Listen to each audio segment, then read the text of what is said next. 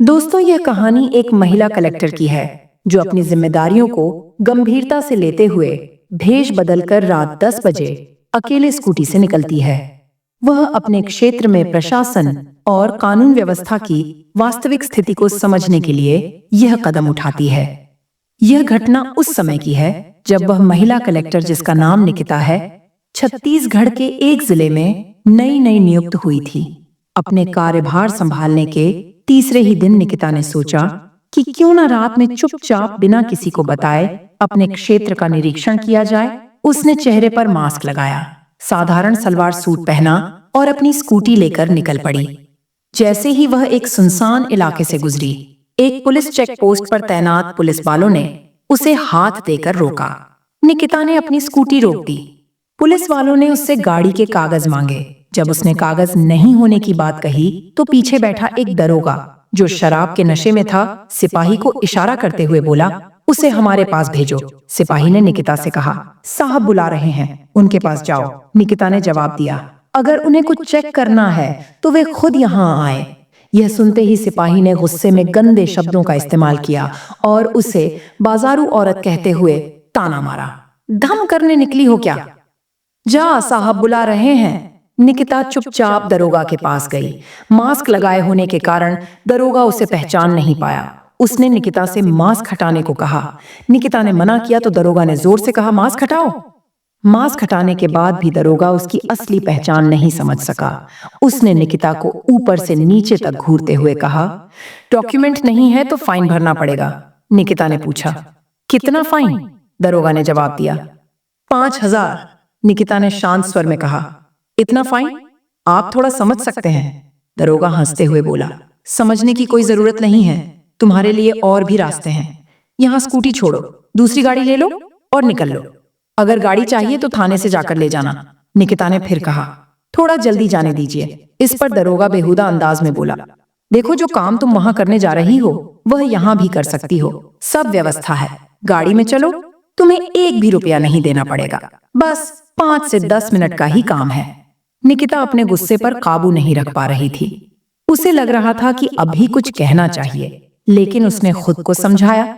उसने सोचा कि अगर इस समय वह दरोगा को अपनी असली पहचान बता दे तो स्थिति और बिगड़ सकती है। हो सकता है कि जब सामने वाले को पता चले कि वह कलेक्टर है तो वह या तो डरकर शांत हो जाए या फिर और ज्यादा आक्रामक हो जाए। अगर वह नकारात्मक प्रतिक्रिया देता तो उसके लिए स्थिति और खतरनाक हो सकती थी। निकिता ने समझदारी दिखाते हुए अपना परिचय न देने का फैसला किया और सोचा कि चुपचाप उसकी बातें सुन लेना ही बेहतर होगा। इसी बीच दरोगा उठ खड़ा हुआ। उसने निकिता के कंधे पर हाथ रखा और सहलाने की कोशिश की। यह देखकर निकिता ने झटके से उसका हाथ झटक दिया और दूर हट गई। वह घबरा गई थी, लेकिन उसके मन में एक बार भी नहीं आया कि वह अपनी असली पहचान बताए। पढ़ी लिखी होने के नाते वह जानती थी कि यह सही वक्त नहीं है। उसने सोचा, अभी कुछ भी हो सकता है, बेहतर होगा कि मैं यहाँ से निकल जाऊं, बाद में जो होगा देखा जाएगा। निकिता ने तुरंत वहां से दौड़ लगा दी और भागती हुई दूर निकल गई। पीछे से दरोगा चिल्लाता, स्कूटी को थाने में जमा करवा दो, गाड़ी वहीं से मिलेंगी, बाद में आकर हिसाब कर लेंगे। यह कहकर वह फिर से अपनी कुर्सी पर बैठ गया। उसके लिए यह सब सामान्य था। उसने सोचा, अगर काम बन गया तो ठीक, नहीं तो कोई बात नहीं। अदिति आगे बढ़ी। उसके पास अब स्कूटी नहीं थी। वह सोच रही थी कि ड्राइवर को कॉल करके गाड़ी मंगवा ले या प्रशासन को सूचना दे। जैसे ही वह दौड़ते हुए आगे बढ़ रही थी, अचानक उसने सड़क के किनारे एक गोल गप्पे वाला लड़का देखा। वह अपनी दुकान समेट रहा था। ठंड का मौसम था और रात के 10 बज चुके थे, लेकिन सन्नाटा ऐसा था कि लग रहा था जैसे बहुत देर हो चुकी हो। निकिता घबराई हुई थी। वह उस लड़के के पास गई और धीरे से बोली, मेरे साथ पुलिस वाले बदतमीजी कर रहे हैं। लड़के का नाम सचिन था। उसने निकिता को ध्यान से देखा और कहा, मैडम, यहाँ तो ऐसा हर रोज होता है, इसमें कोई नई बात नहीं है। वह दरोगा बहुत गंदा इंसान है। निकिता ने बताया कि उसे किसी दूर की जगह जाना है जो लगभग 20 किलोमीटर दूर थी। सचिन ने तुरंत कहा, अगर आप मुझ पर भरोसा कर सकती हैं तो मैं आपको छोड़ देता हूँ। यहाँ इस समय आपको कोई गाड़ी नहीं मिलेंगी, मैं किसी से बाइक लेकर आता हूँ। निकिता ने सचिन को गौर से देखा। वह सोच रही थी कि क्या इस लड़के पर भरोसा किया जा सकता है, लेकिन कोई और चारा न देखकर उसने हामी भर दी। सचिन ने निकिता को अपने साथ चलने के लिए कहा। दोनों चलने लगी। सचिन ने पुलिस वाले इलाके से पहले ही रास्ता बदल दिया और उन्हें देखते ही एक कट लेकर दूसरी गली में मुड़ गया। थोड़ी दूर जाने के बाद वह एक छोटे से घर के सामने रुका। उसने दरवाजा खोला और निकिता से कहा, आप यहाँ बैठिए, मैं बाइक का इंतजाम करके आता हूँ। निकिता ने उसे रोकते हुए कहा, एक मिनट रुको, यहाँ तुम अकेले रहते हो और क्या काम करते हो? सचिन निकिता के सवालों पर मुस्कुराते हुए बोला, मैं बिहार का रहने वाला हूँ और यहाँ गोलगप्पे बेचता हूँ। शादी अभी तक नहीं हुई है। घर वाले लड़की देख रहे हैं।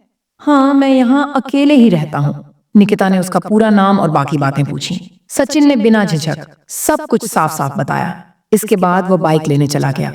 थोड़ी देर बाद लौट कर आया और बोला, अभी भैया कहीं गए हुए हैं, शायद देर हो जाएगी। फिर थोड़ी देर सोचकर उसने कहा, ठीक है, मैं किसी और से बात करता हूँ, आप अंदर आकर बैठ जाइए। बाहर सर्दी थी। निकिता पहले गेट के बाहर खड़ी थी, लेकिन अब उसने दरवाजा खोलकर अंदर कदम रखा। अंदर जाकर उसने चारों ओर नजर दौड़ाई। निकिता ने देखा कि सचिन का कमरा बहुत ही साधारण था। एक तरफ एक खाट रखी थी। दीवार पर भगवान की तस्वीर लगी थी, जिससे प्रतीत हुआ कि वह नियमित रूप से पूजा अर्चना करता है। कमरे में कुछ ग्रंथ और पुस्तकें भी रखी थीं।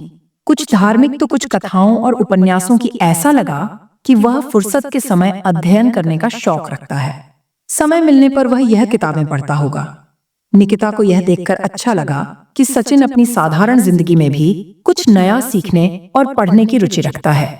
थोड़ी देर बाद सचिन एक बाइक लेकर आया और बोला, मैडम चलिए, मैं आपको छोड़ देता हूँ। निकिता ने उसकी तरफ देखते हुए कहा, अभी रात का समय है और ठंड भी बहुत ज्यादा है।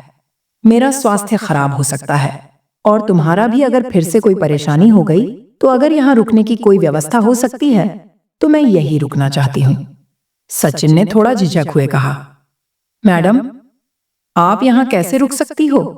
आप पढ़ी लिखी और एक बड़ी लड़की है और मैं अकेला लड़का हूँ। आपको यहाँ रोकना सही नहीं लगेगा। निकिता ने मुस्कुराते हुए कहा, ऐसी कोई बात नहीं है। अगर मुझे कोई दिक्कत नहीं है तो तुम्हें क्यों हो रही है? हाँ, अगर तुम्हें सच में कोई परेशानी हो रही है तो मुझे छोड़ने की कोशिश करो। सचिन ने थोड़ी देर सोचा और फिर कहा, ठीक है, अगर आप रुकना चाहती हैं तो रुक जाइए, मुझे कोई दिक्कत नहीं है। मैं कहीं और चला जाता हूँ और सुबह वापस आ जाऊंगा। निकिता ने उसे रोकते हुए कहा, अरे बैठो, मैं तुमसे बात करना चाहती हूँ। आओ थोड़ा बैठकर बात करते हैं। सचिन को यह सुनकर अजीब लगा, लेकिन उसने बाइक लौटा दी और वापस कमरे में आ गया। जब वह लौटा तो निकिता ने पूछा, अच्छा तुमने जो गोलगप्पे बेचे, क्या उनमें से कुछ बचा है? सचिन ने ठेले से बचा हुआ सामान लाकर निकिता को गोलगप्पे खिलाए। निकिता ने गोलगप्पा खाकर कहा, वाह, तुम गजब के गोलगप्पे बनाते हो। ऐसा स्वाद तो मैंने बहुत दिनों बाद चखा है। निकिता को अचानक याद आया कि कुछ लड़कियां ऐसी होती हैं जिन्हें गोलगप्पे बेहद पसंद होते हैं, चाहे वे किसी भी पद पर क्यों ना हो। उसने भी सोचा कि चाहे कुछ भी हो जाए, गोलगप्पे तो खाऊंगी ही। अब निकिता और सचिन के बीच बातचीत का सिलसिला शुरू हो गया। हालांकि निकिता अपने बारे में ज्यादा कुछ नहीं बताती, वह खुद को सामान्य वर्ग की बताती है और यहाँ तक कहती है कि स्कूटी भी किसी और से मांग कर लाई थी। उसने साधारण कपड़े पहन रखे थे, लेकिन पढ़े लिखे इंसान की पहचान उसके व्यक्तित्व से हो जाती है।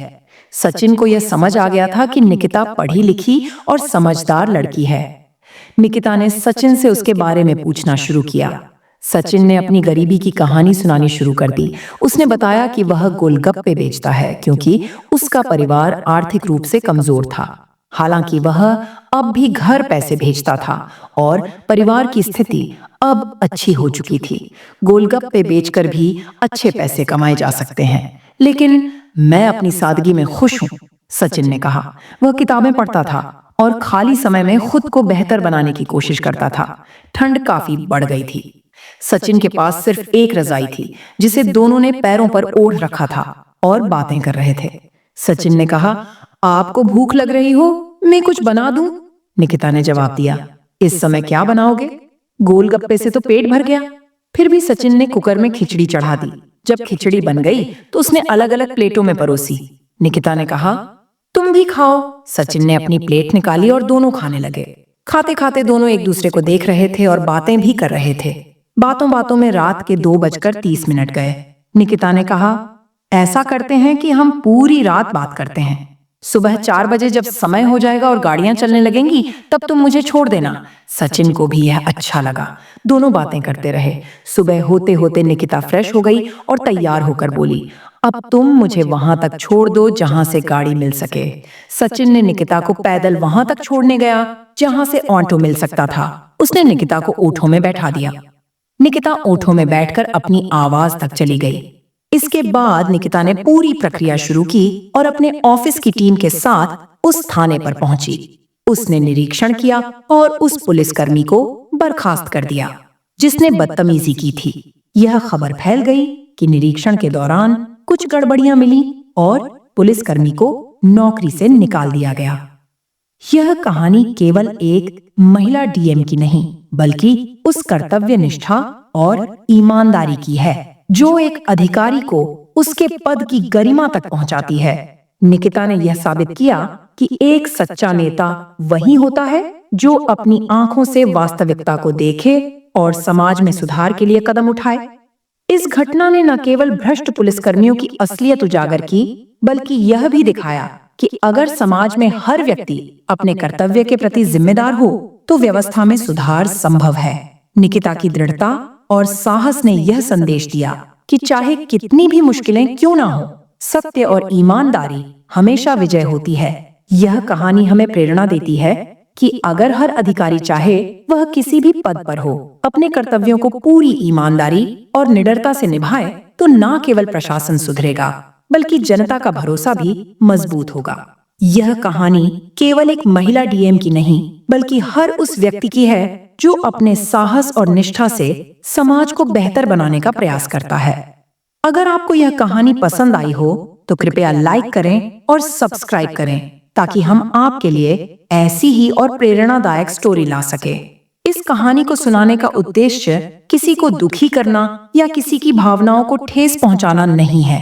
हमारा उद्देश्य आपको जागरूक और सतर्क बनाना है ताकि आप इन कहानियों से सीखकर समाज में सकारात्मक बदलाव का हिस्सा बन सके। दोस्तों, यह कहानी कोई साधारण कहानी नहीं थी, यह एक सत्य घटना पर आधारित थी। तो आपको यह कहानी कैसी लगी? आपकी जो भी राय कमेंट बॉक्स में लिख सकते, लोगों के साथ शेयर कर सकते हो। वीडियो अगर अच्छी लगी हो तो वीडियो को लाइक और हमारे चैनल आयुषी राठौर को सब्सक्राइब जरूर करें जिससे हमें थोड़ा बहुत हौसला मिले ताकि मैं आप सभी के लिए ऐसी ही कहानी लाती रहूं। आप सभी लोगों का धन्यवाद। जय हिंद, जय भारत।